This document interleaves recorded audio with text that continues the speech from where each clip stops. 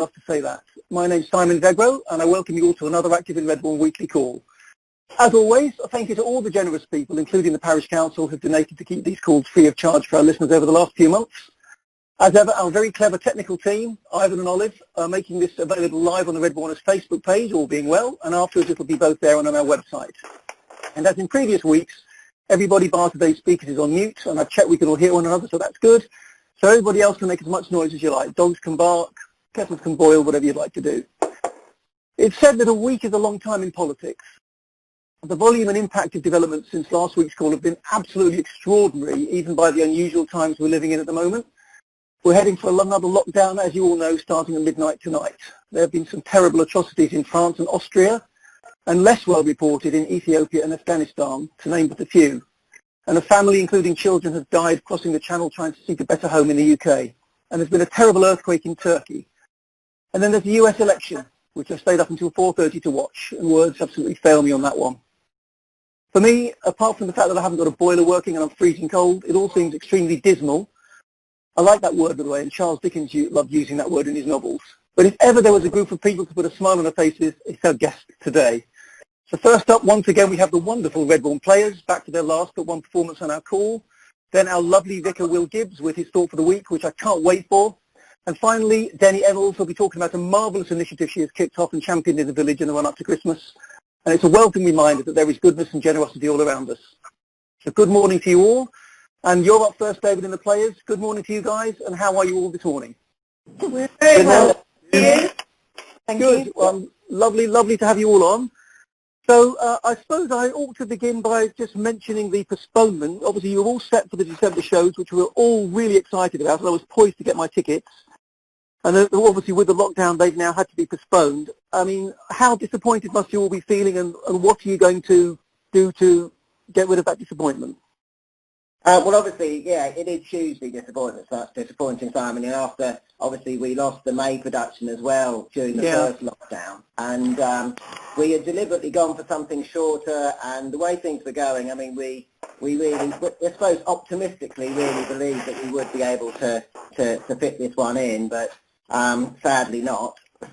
But funnily enough, I was pleased the announcement came just when it did, because the banner was supposed to go up on Sunday and all the tickets were supposed to go on sale on Monday morning, and at least we were able to sort of pull that before we managed to everyone started sort of flocking in and buying them.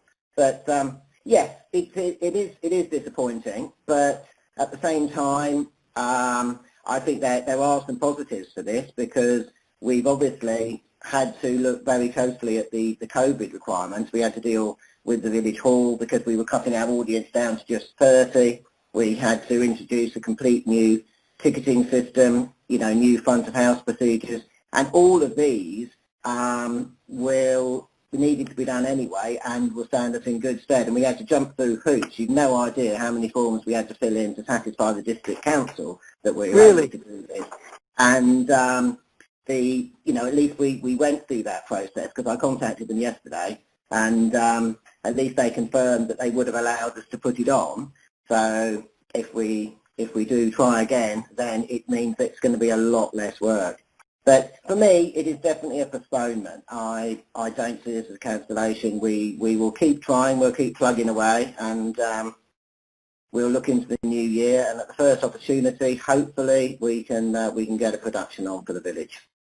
Super. And I think, yes, let's ban the word cancellation. It's definitely a postponement. Any thoughts yet, David, on when it might be? I mean, clearly lockdown is scheduled to end on the 2nd of December, but we don't know whether it will actually happen on that day. But what are you thinking? Are you thinking the sort of springtime, or haven't you got that far of thinking alternative dates yet? We're not thinking directly on alternative dates, but it's definitely the springtime. I think, we're not going to fit anything in this year. But as I was saying, because we've done so much of the groundwork, we would be able to pick this up now really very, very quickly. And I think that, we could potentially put this production on with a sort of 4 to 6 week lead time. And that does mean that it would give us possibilities in the new year if there is a window. That's brilliant. I rather fear that we're going to be yo-yoing a bit, for the next few months. But yes, I think that if we saw an opportunity, we could move quickly. Super, I hope so. And of course, you guys all still practice on Zooms and things. So you're all sort of rehearsing, as it were, virtually all this time. Am I correct? No, we actually have been rehearsing in our rehearsal studio in Lamb. Oh, okay. Because it's sort of big enough. Fortunately, it's a deliberately small cast. So there were only 5 of us. So we were allowed to meet indoors, as it was within the rule of 6 in a social distance. So we could physically or rehearse, but obviously we can't do any of that now. So we have a society Zoom meeting every Tuesday evening anyway, where we do our own pieces or replays and stuff. So the players does continue to meet up regularly. Oh, lovely. Well, obviously we're all on. Very excited about whenever you do actually get to do it again, and I'm sure we'll get to find out about it. So anyway, excuse me, we're delighted to have you back on today. I don't want to reveal the details, but we're also lucky to have you back again, I think, on our last call on the 2nd of December. We'll cover that later, when you'll be doing something rather special, I think. But in the meantime, we're looking forward to having you on today, David and the guys. So I'll stop talking now and hand over to you for your wonderful production today. Right, well, what we wanted to do today, which is what we had planned anyway, to give people a flavour of the play we were due to do, which is part of a series featuring little. We've done 2 of them in the past, and we wanted to do an excerpt so that we could give people a flavour of what they're missing and introduce them to the characters. And we're going to perform an excerpt from the first play in the series, Last Tango in Little Grimley, which we did a few years ago. And this starts, after another disastrous production. The members of the Little Grimley Amateur Dramatic Society gather for their AGM. Right, well, I suggest we make a start. This is the annual general meeting of the Little Grimley Amateur Dramatic Society. Item 1, Treasurer's Report. Joyce. Well, I'm afraid we lost money on our last production. No change there then. Well, don't interrupt, Bernard. Well, let's have the details, Joyce. Well, in total, we spent £84 and 55 pence.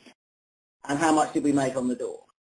Well, over the 3 nights, including programme sales, and the revenue from Mrs. Marsh's delicious tea buns, which she kindly donated free of charge. Oh, lovely and moist they were. I've got the recipe if anyone would like to have... Joyce! Oh, yes, £37 and 4 pence. So, another blockbuster.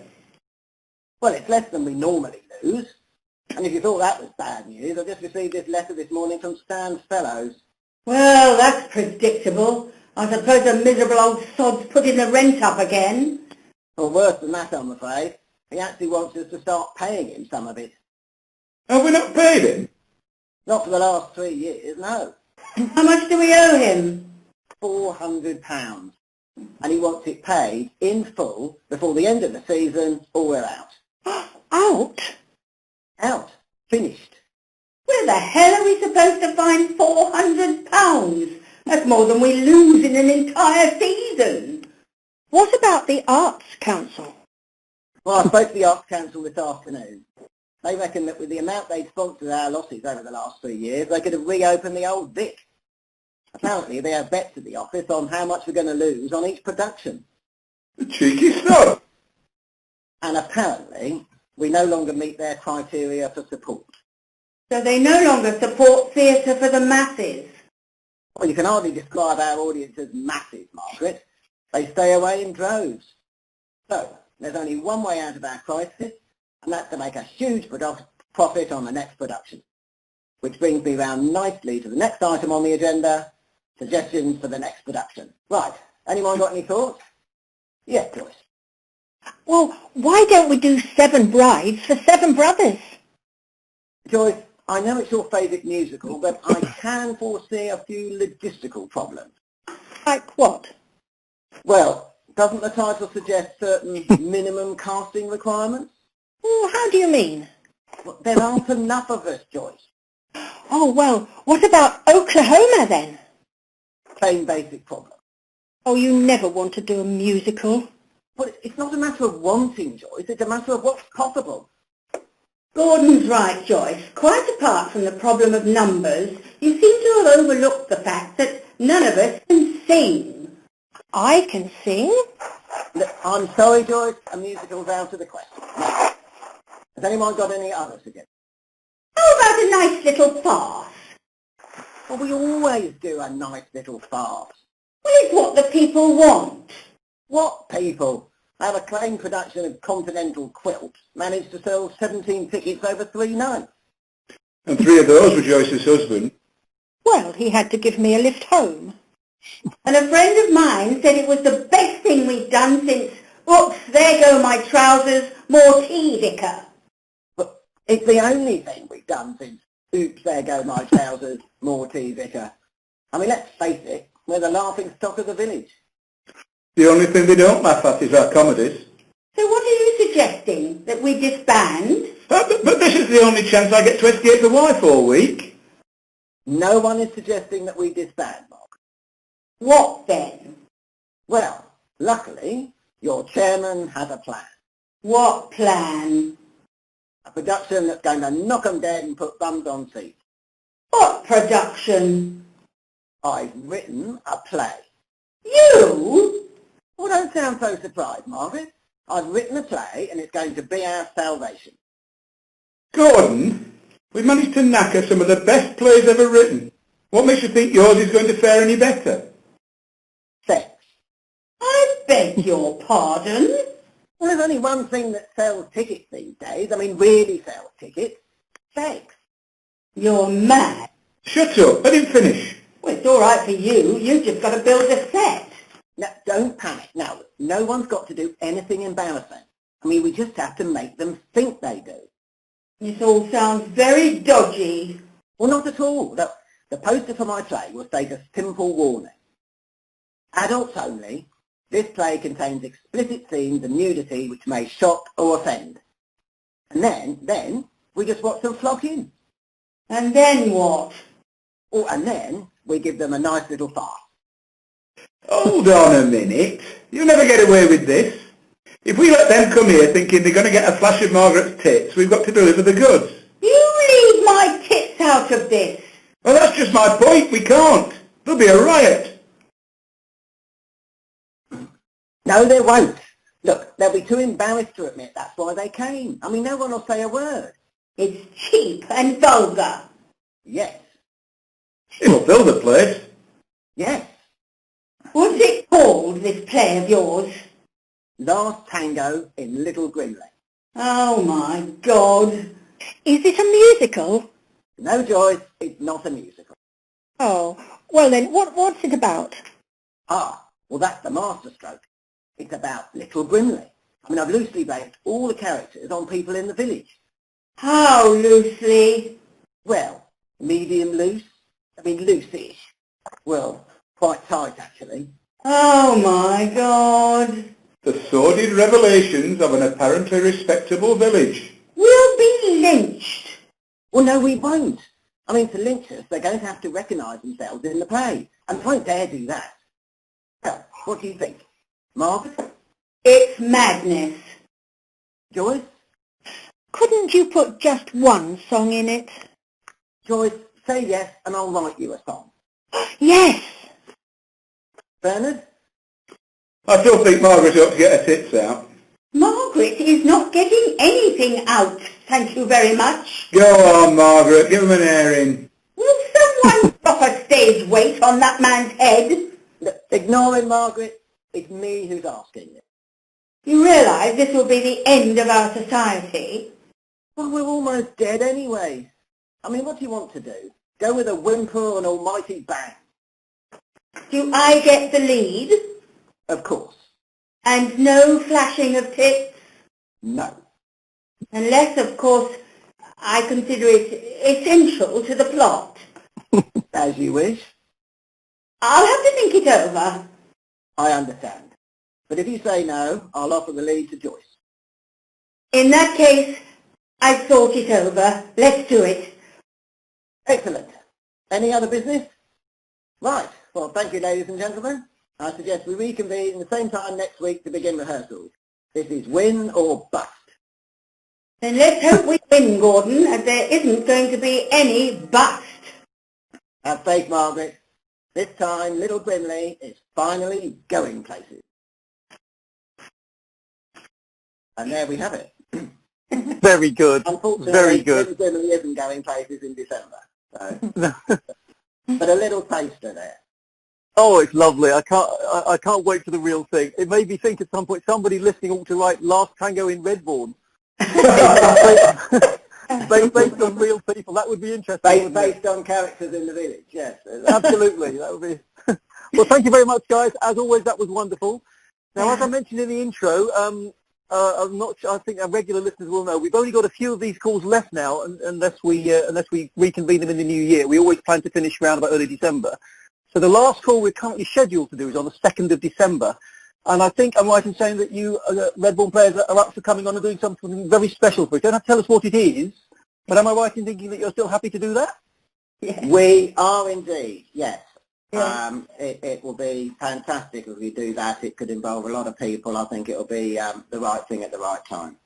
Lovely. Well, we're really hopeful about that, and we're looking forward to it. And like I said, we'll be sort of going out with a bang. Yes, indeed. Instead of with a bust. Okay, thank you, guys. I'll catch up with you soon then. And now it's on to Will. Will, I think I'm probably going to say follow that. I'll try. So how are you, Will?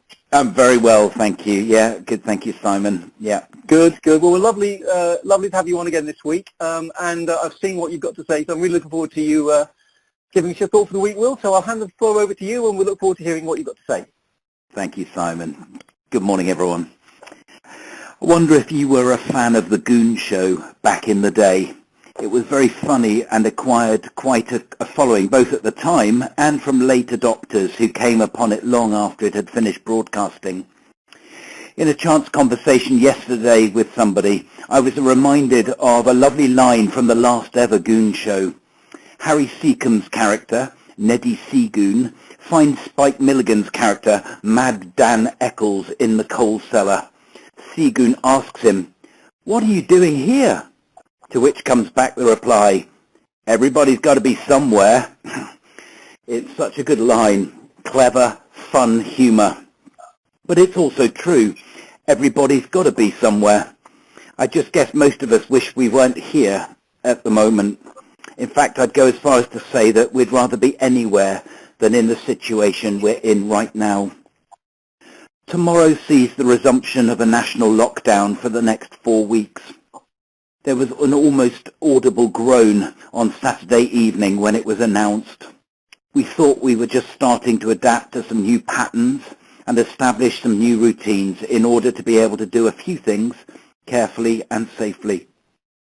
But deep down, most of us know that the data is terrible. Infection rates are rising, and the NHS once again is right on the brink of being able to cope.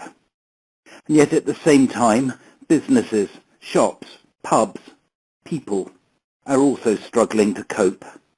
It's a really hard situation. There's no getting away from it. Some will argue that this was the only way to do it, to put in a circuit breaker for 4 weeks to try and bring the spread, the number of infections, and the number of hospital admissions down. Others argue that this could and should have continued to be done regionally, where infection rates were higher, rather than for the whole country. Why punish everyone, they say. And that view will be heard in Redbourn, I'm sure. Not to make light of those who have had the virus. It really is serious, and some residents in our village have been very ill indeed. But, compared to many places, including some of the towns surrounding us, we have been relatively unscathed. People have been careful about what they do and don't do, and they have been careful to protect and uphold the safety of others, socially distancing and walking wide on the path or pavement when out on the common or the high street. And I'm grateful to live in a community where people wear the face mask to protect each other, not themselves. But the fact is that we are more interconnected than we've ever been. So perhaps the regional lockdown approach was never going to work that well. People travel and move about all the time, not just within an area surrounding their home, but to other parts of the country and even to other countries, although much less of that at the moment. We've never been more joined up, connected and aware of what is happening in places other than where we call home. Were we really going to see army roadblocks at county borders and intercity trains missing out stations that were located in lockdown areas? I don't think so. It isn't practical. So much as we hate the idea of another lockdown, and I have to admit I've been in tears several times since the announcement, if it saves people's lives, then it has to be the right thing to do. The Chief Medical Officer, Chris Whitty, made an interesting comment a few weeks ago. He suggested that in terms of COVID, there is no such thing as personal risk. In other words, if I have coronavirus but am asymptomatic, I could be harming all sorts of people along the way without ever realizing it, and certainly not meaning to. That's one of the hardest and most insidious things about COVID. It is the uncertainty. Uncertainty as to who might have it. Uncertainty about whether they will get it very severely or only have mild symptoms. Uncertainty as to whether you can get it more than once. Uncertainty about whether a vaccine will work. And uncertainty about when all of this will be over in substantial way. A lot of uncertainty. And I don't know about you, but I don't cope very well with uncertainty. Well, we wake up this morning to more uncertainty. We wake up in a world that is hurting very badly, and we have no certainty about the American presidential election. On one level, it shouldn't matter to us, but of course, because, as I've already said, it does, because we are global citizens, and what happens, the policies and the polemic, the language of reconciling or the language of division, matters to everybody, including us. It sets a tone. And there is a real fear that whatever the outcome of the election, there could be civil unrest. The disputes about the result could go from the press conference to the courtroom, and from the courtroom to the streets. Seeing footage of shops boarding up their windows in the last couple of days in America is a sad indictment for a nation that considers itself to be the epitome of freedom and Western democracy. Sometimes we have to suck it up and accept things we don't like very much. But that isn't the same as throwing in the towel. That doesn't mean we can't stand up for what is right and true, that we can't act in ways that seek change and strive for the peace and well-being of others. So as we enter another lockdown tomorrow, we may not like it very much, but we can continue to support our neighbours and friends, to look for the good in the situation and in others, and to get through this together. I'm reminded of that lovely prayer of Reinhold Niebuhr, written 90 years ago, but still as relevant today, perhaps even more so. God, grant me the serenity to accept the things I cannot change, courage to change the things I can, and wisdom to know the difference. There's an extra section to this prayer which is much less well known, and it goes on to say this: living one day at a time, enjoying one moment at a time, accepting hardship as a pathway to peace, taking, as Jesus did, this sinful world as it is, not as I would have it, trusting that you will make all things right if I surrender to your will, so that I may be reasonably happy in this life and supremely happy with you forever in the next. Amen. As Spike Milliken said, everybody's got to be somewhere. Well, let's pull together and make sure that there is nowhere we'd rather be for the next few weeks, that everyone has the support, care, friendship they need in this village to get through this together. Wonderful words, Will, as always. I love that prayer, by the way. Obviously, like I think a lot of people listening, I knew the first bit. I didn't know who'd written it, but I've never heard the second bit. It's really lovely, isn't it? It is, yeah, it is. And, people of faith will take strength from that. Others who don't hold to the Christian faith perhaps less so. But I think there is something about sort of accepting what you must accept, but challenging what you can make a difference and change and so on. It's what the Americans say, in sales school, and so control your controllables. It's sort of what are the things I can actually do something about and affect either at a personal level or at a local level. What are the things I can't do anything about, and just knowing which to focus your energy on. There are things about this situation where we feel deeply helpless and frustrated and perhaps even angry and perhaps even scared. But there are things that we can do that are positive and can make a difference for ourselves and for others as well. Absolutely. And we're about to talk to someone who's doing just that. So thank you very much, Will. Just one quick thing before we move on to Denny. You hopefully haven't forgotten that I've given you some homework for the week after next around the interesting things about the 22nd of November, because the call... Absolutely. Oh, you haven't forgotten good stuff. I'm just wondering... I haven't forgotten. Well, I'm giving you a choice now, actually. So Okay. You don't have to tell me now, but you mentioned uncertainty in your talk today a few times, and it made me think about Heisenberg's uncertainty principle. Oh, yes. It's very rare I can use it. I did actually study chemistry, so it's very rare I can talk about Heisenberg's uncertainty principle. So there's your choice. You can either talk about the 22nd of November, or you can give us some thoughts on the Heisenberg uncertainty principle. I'll leave it entirely up to you. Well, you're very kind, Simon. Okay. Or it could be Hobson's choice. I don't know. Okay. Well, thanks very much. Brilliant. Again, Will. My pleasure. Great to be with you. Thank you. And last but by no means least, and as I said, we have a very wonderful contribution now. Denny, are you still out there? I most certainly am. Good morning. Good morning. Sorry to keep you waiting, Denny. It's the way these calls go, but thank you for all your patience.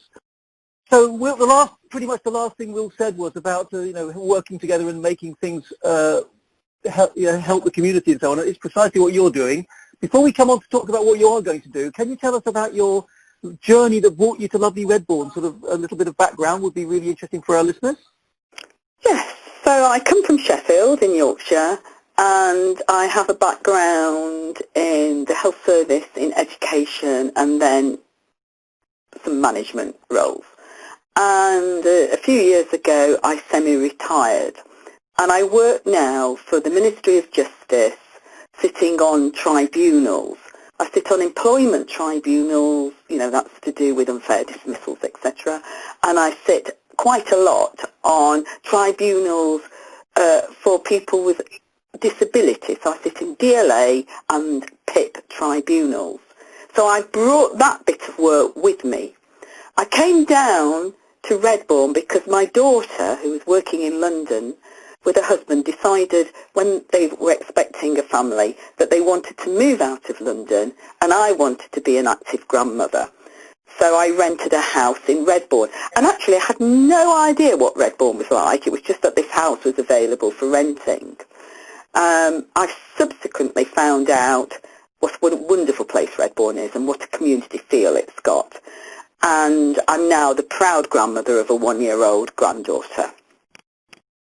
Well, congratulations, and we're lucky to have you. And are you? So you've been here about a year, is that right? Yes. And do people still stop talking when you go in the pub? I've been here 17 years, and it still happens to me. Although it could just be me. Well, I have to say, I did have the north-south divide, that everybody talks to one another in the north and no one in the south talks to one another. I can actually say that is not true. People have been so welcoming to me and opened their arms. It has been difficult with lockdown because I wasn't really established, but, it's been good. And I am working from home on tribunals. We're doing them as telephone hearings, as all of us have to adapt to new ways of work. But Redbourn has been very welcoming to me, and I do go to St Mary's Church. Oh, lovely, good, and it is a wonderful village, isn't it? And it is very friendly. It is really good. So let's get on to why we wanted to talk to you today. Then, so you have come up with a wonderful, generous, I've lost my vocabulary, initiative. Can you just tell us about what it is about helping the village in Christmas, and then we can have a little chat about that? Yeah, so my background over recent years has been to establish a food bank, and I eventually became the chair of all the food banks in Sheffield. So I've got a well-trod history in food poverty and in fuel poverty. And when lockdown happened in Redbourn, I started to look around and started to see the impact on families. And as the months went by, I decided perhaps there's something we could do. So I approached Will and said, how about this? So in the past, I have organised Christmas hampers for families and individuals. It's not a hamper in a pretty wicker basket with a red bow. It's actually a collection of food. And the food is for all the food a family would need for Christmas Day. We all know that Christmas can be very stressful for people, and people get, they end up thinking, oh, can we afford the food? Can we provide for the kids? And it gets difficult. So the idea of the Redbourn Christmas hamper is just to alleviate the weight on people's shoulders for Christmas Day. That's the boundary of what we're aiming at. It's not, I think there's been a change, you see. I think we've got people that have been struggling along for quite a long time. They might have had 0-hour contracts, they might be on benefits, and life is difficult for them. And then we've got the COVID overlay, and we've got people that have probably been very financially independent. They're probably paying their mortgage, they've got kids, they've probably got a car and some kind of balloon payment, but they look after themselves. And then all of a sudden, COVID comes along and their jobs disappear and their life is just turned upside down. So I think what we're saying is, if we can help you on Christmas Day, just take a bit of weight off your shoulders, please let us. Well, it's a wonderful idea, Denny. So how's it going to work in practice then? What are the next steps, and what's going to happen, if you like, to make that happen? Right. So the first thing I did was I went to the parish council and knocked on their door, and they were very kind, and they've given us £1,000 grant to start this scheme. So that was the first thing. Then I talked to various organisations in Redbourn, and from that we developed a very tiny committee. And I just need to say this bit.